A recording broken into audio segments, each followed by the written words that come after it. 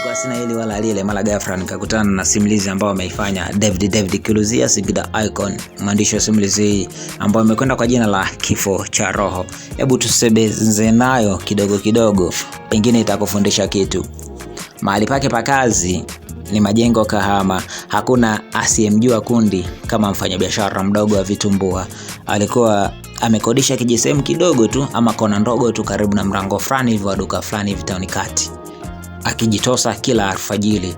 Lakini kwa wale waliokuwepo kwa muda mrefu watakuwa wanamkumbuka vizuri Ngosha, yule askari mlinzi ama askari mgambo mwenye tabia ya kusaidia kila mwenye shida. Ilianza miaka 3 iliyopita, Kundi alipofukuzwa na mwenye nyumba yake pale Nyasubi kwa kushindwa kodi.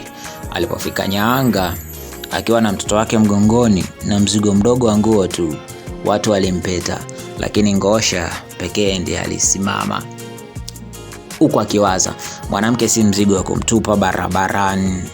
Akamchukua Kundi akampeleka kwa mama yake mdogo hapo mjini kati.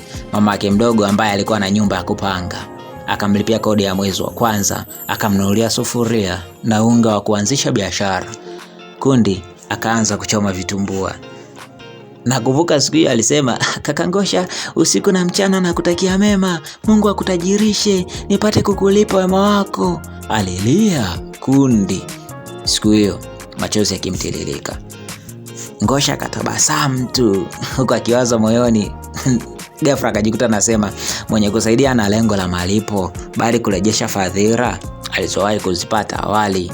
Muda ukaja, vigelegele vikasikika. Kundi akapata mkopo kutoka serikalini, ile mikopo ya 10% ambao hupewa kina mama, vijana na watu wenye ulemavu. Akaboresha sehemu ya biashara yake, biashara ikakua.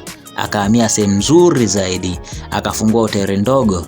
Ngosha akashangilia kimoyomoyo, hakuwahi kumkumbusha deni wala msaada wake. Walikuwa wakishikama ndugu. Kundi akimwita mara nyingi Ngosha kaka yangu.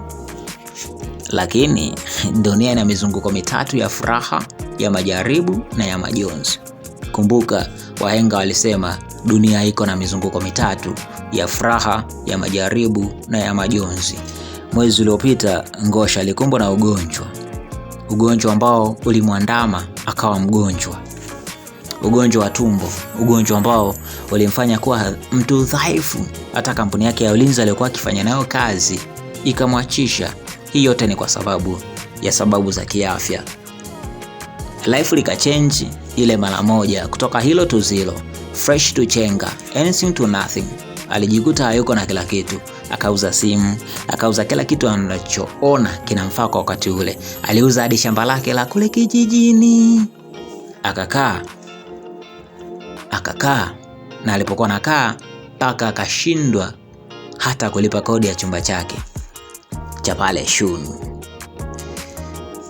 Siku ya Jumamosi akawaza, sina dada yangu tauni bwana. Akaamua kumwendea walau kuomba Kundi ampige tafu. Wakati huo Kundi alikuwa ni mwenye kujawa na hofu awali. Alikuwa ni mwenye hofu, mwenye upendo, mwenye heshima. Ngosha alimkuta Kundi akiwa amejishindia zake maskani. Amevaa vitenge vizuri, akiwa amekaa kwenye kiti kizuri cha kuzunguka, kiti kikubwa. Ngosha kufika akamkuta dada yake Kundi, akamwambia, Kundi dada yangu, Kundi dada yangu. Ngosha akaanza kwa sauti ya kutetemeka, nimekuja, siwezi hata kukuficha, nimeshindwa, naomba msaada walau wa dawa na chakula cha kunisukuma kwa siku chache kabla sijakaa sawa. Kundi akamtazama kwa macho ambayo hayakuwa na nuru kama ilivyokuwa zamani. Kaka Ngosha, akaanza kwa kejeli, mbona umekuja saa hizi za biashara jamani? Jamani, mimi sina wakati wa kusikiliza shida za watu. Kila mtu yuko na shida zake, na wewe umekuja kuleta shida zako kwangu? Ngosha akashtuka. Vipi tena? Moyo ukamuuma kama vile kadungwa kisu. Lakini Kundi, kumbuka, akiwaza, mbona Kundi vipi? Akajikuta analopoka. Lakini Kundi, kumbuka nilikupokea. Kumbuka hata wakati ule nimekulipia kodi. Ama hakika kufukuzaye akwambii toka, asiyekupenda akwambii subiri. Kundi akamkatisha kwa dharau. Yale ni ya zamani na leo nimepanda wewe umeshuka. Hivyo ndivyo Aisha, usinilete maneno vyako vya kunitia tu hatia hapa.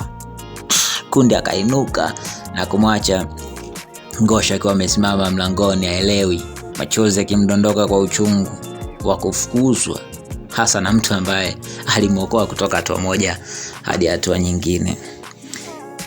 Akiwa hana hili wala lile, akajikuta anazunguka town huku na huku. Mara jioni ile Ngosha akajikuta yuko kando ya barabara ya Ngaya Road jirani na Masabu Picnic Center. Wakati ule akiangalia maji yanayotiririka, akikumbuka maneno ya msemo, mara nyingi roho mbaya tunafundishwa na watu tuliowatendea mema. Kisha katabasamu japo kwa uchungu ndani yake, huko akiwaza, nilimfundisha kuwa mwanadamu, leo amenifundisha kuwa ulimwengu na wanyama wanaovaa ngozi za wanadamu. Hafla akiwa na hili wala lile, mkono ukamgusa begani. Ingekuwa sasa hivi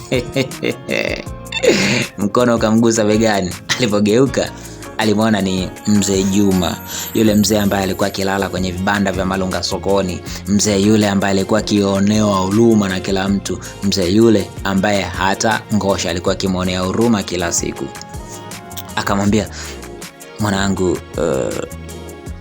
mzee alisema kwa sauti ya upole, usihuzunike, mema uliofanya mjukuu wangu kwa yule dada Mungu ameyaona. Mimi sina cha kukupa isipokuwa hiki kidogo kitu nimepata baada ya kuuza vyuma chakavu na makopo pale. Hebu tujaribu kugawana walau kipande kidogo cha riziki niliyoipata. Hebu chukua tugawane mjukuu wangu, usiogope. Ngosha aliangalia chini kinyonge, akamwangalia yule mzee maskini. Mzee anatabasamu. Ngosha akabaki anakumbuka mema yapotewi, huenda kwa aliye tayari kuyapokea kwa moyo safi. Ndipo akajua kuna mema ambayo wakati mwingine hayarudi kwa waliotenda, bali huwa anajitokeza kwa waliostahili. Mwandishi wa simulizi fupi anaitwa David Kiluzia, Singida Icon, inakwenda kwa jina la Kifo cha Roho. Sikiliza Kareta Ngosha Ukaya.